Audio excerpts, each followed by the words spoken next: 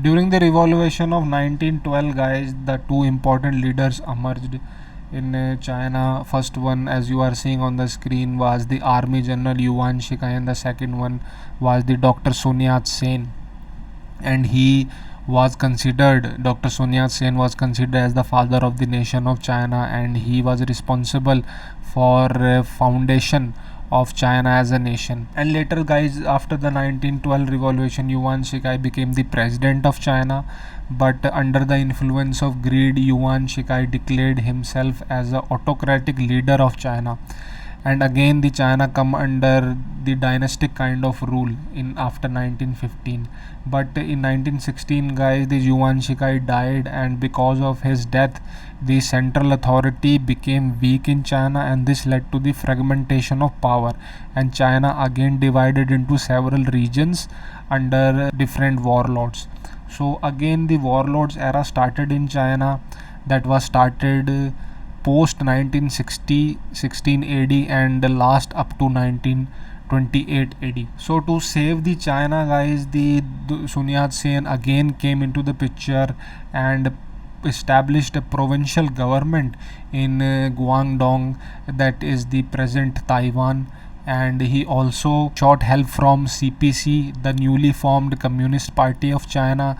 He joined hands with him to save China, and apart from that, he also sought military aid or help from Russia to eliminate all the warlords from China and establish China as a republican nation. So but guys, during the process, 1925, Dr. Sun Yat-sen died due to cancer, and after his death, his seat was succeeded by the General Chiang Kai-shek, and he was also very important leader in the history of China. So under the leadership of Chiang Kai-shek and the Communist Party of China, with the help of Russia, they started military expedition towards the north of China, where these warlords were powerful. And by the time of 1927, they were able to eliminate all the warlords from China and established as a unified nation. But after the 1927, guys, the two important parties emerged with different ideologies, and they wanted to establish their ideology and wanted to run the country as per their ideology. So these are the two important parties, as you are seeing on the screen. That the first party was the KMT party, that was formed by Dr. Sun Yat-sen, that is known as Kuomintang party, and the second one was the Communist Party, and they wanted to establish China as a communist nation, and KMT party wanted to establish China as a republican nation. So there are the ideological differences here. So because of that, guys, a kind of civil war started in China in 1927 that last up to 1949. And during this civil war, guys, the Communist Party emerged as the ruling party of China, and KMT party lost its confidence of the people of China because of its corruption and weak leadership. The most influential leader that emerged during this civil war was the Mao Zedong, and he was the true communist, and he wanted to establish a unified China which included Tibet also. Because now try to link it with the earlier slide, guys, as I already mentioned that Tibet was ruling as a sovereign state since the 1912 revolution. As I already mentioned, Mao Zedong wanted to establish a unified China that included Tibet also.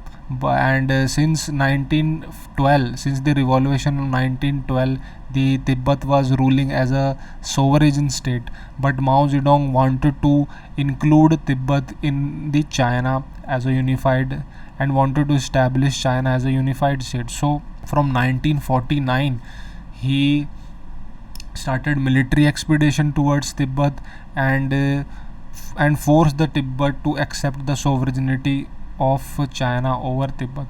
So after 1951, the CPC government, that is the Communist Party government, were successful in forcing the Tibet to accept the sovereignty of China. And so after 1951, guys, the Communist Party of China tried to impose their ideology and culture over Tibet, because I already mentioned that the Tibet has its distinct language, culture and script. And as you are seeing on the screen, that the as far as the religion is concerned, guys, in China the majority population do not follow any religion.